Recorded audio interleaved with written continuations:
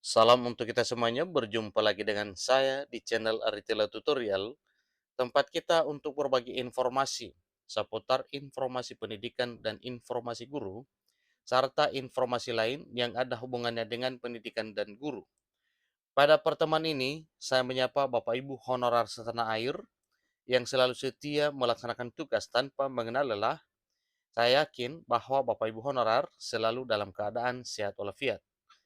Pada pertemuan ini ada satu informasi penting yang perlu saya sarankan kepada seluruh Bapak Ibu honorer terkait dengan informasi penghapusan dan pengangkatan honorer yang saling bertolak belakang.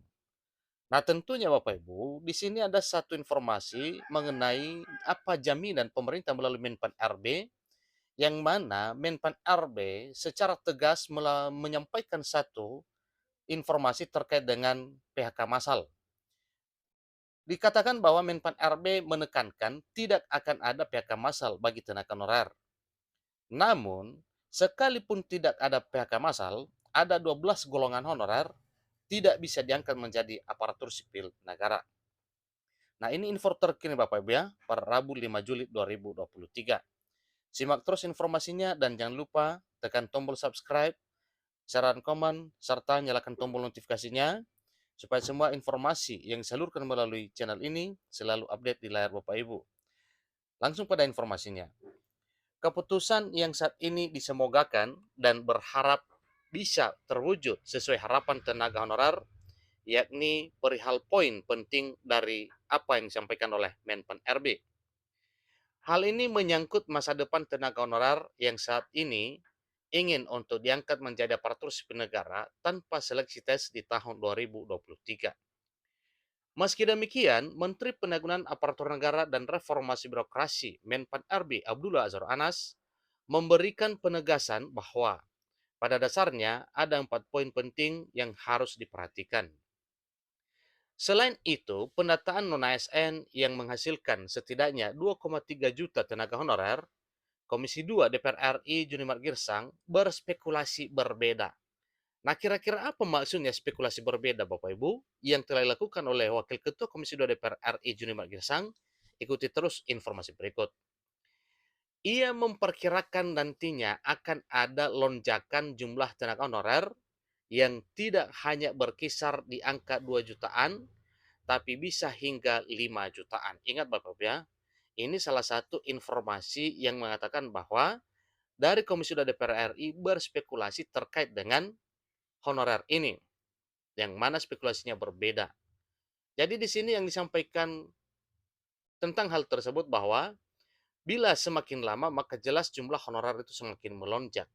Bahkan bukan hanya 2, juta, 2 jutaan honorer, melainkan bisa sampai menyentuh angka 5 jutaan. Nah, tentu ini adalah satu perkiraan atau prediksi Bapak Ibu ya.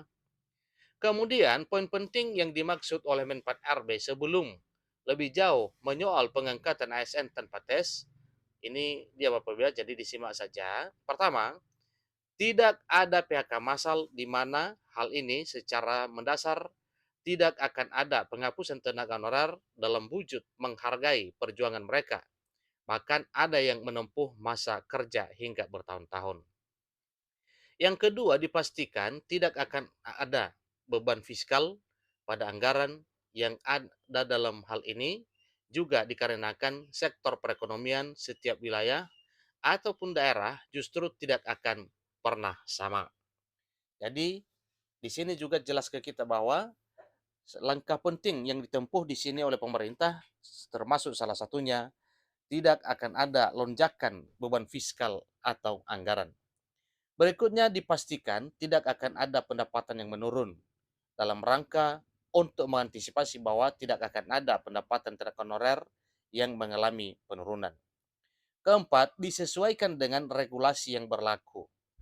Dari beberapa poin di atas dipastikan sesuai dengan aturan yang telah ditentukan. Selain upaya untuk menjadi aparatur sipil negara, tenaga honorer yang masuk dalam 12 kategori di bawah ini justru mengalami nasib tidak baik. Itu kalau kita pandang dari sisi pengangkatan honorer menjadi aparatur sipil negara.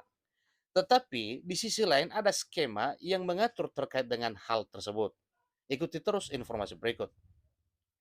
Mereka dinyatakan tidak bisa diangkat sebagai ASN dikarenakan beberapa pertimbangan, yakni diantaranya pertama, pengemudi tidak bisa diangkat sebagai ASN karena tidak memiliki skill yang dibutuhkan untuk menjadi ASN maupun P3K. Kemudian, cleaning service tidak bisa diangkat menjadi ASN karena tidak memiliki skill yang dibutuhkan untuk menjadi ASN maupun P3K. Penjaga keamanan sama keterangannya sebagaimana yang telah disampaikan tadinya, ini menyangkut tentang skill. Kemudian pekerja lapangan, demikian juga ini masalah skill. Seterusnya penagih pajak juga adalah masalah skill. Seterusnya pengamanan dalam juga persoalannya adalah masalah skill. Kemudian pramu-tamu juga adalah masalah skill. Dan seterusnya termasuk penjaga pintu air, penjaga terminal, operator komputer, security, mengingat segala kemungkinan yang terjadi, apalagi pemerintah akan lanjut untuk melakukan penghapusan, maka langkah yang diambil adalah sistem outsourcing atau alih daya.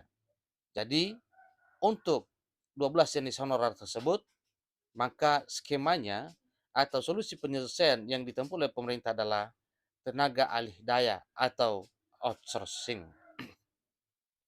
Jadi adapun yang mendasari adanya pengangkatan ASN tanpa tes ini harus menyesuaikan dengan SKBKN dengan nomor K6, K26 Datar 30 garing V garing 5 Rumawi titik 47 Datar 499 yang memuat tentang syarat penting. Dalam hal ini, tenaga honorer harus berusia minimal 19 tahun dan maksimal 40 tahun. Kemudian tenaga honorer memiliki masa kerja dengan minimal 1 tahun pada tahun 2005 sampai tiba pada waktu pengangkatan CPNS. Kemudian tenaga honorer terkait tidak dibiayai dari APBN atau APBD. Berikut tenaga honorer terkait dinyatakan lulus tes kompetensi dasar dan tes kompetensi bidang. Kemudian tenaga honorer yang masih bekerja di sebuah instansi pemerintah. Seterusnya, tenaga honorer yang masih bekerja ini maksudnya masih aktif melaksanakan tugas sebagai honorer.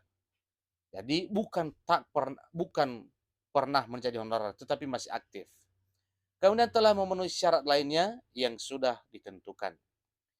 Itulah informasi yang Bapak Ibu terkait dengan beberapa honorer yang diangkat menjadi aparatur sipil negara atau diangkat menjadi ASN tanpa tes.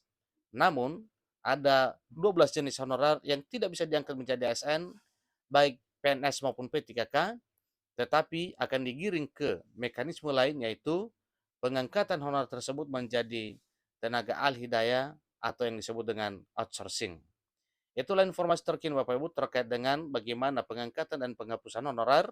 Semoga informasi ini bermanfaat bagi Bapak Ibu honorer. Sampai ketemu pada informasi berikutnya. Terima kasih.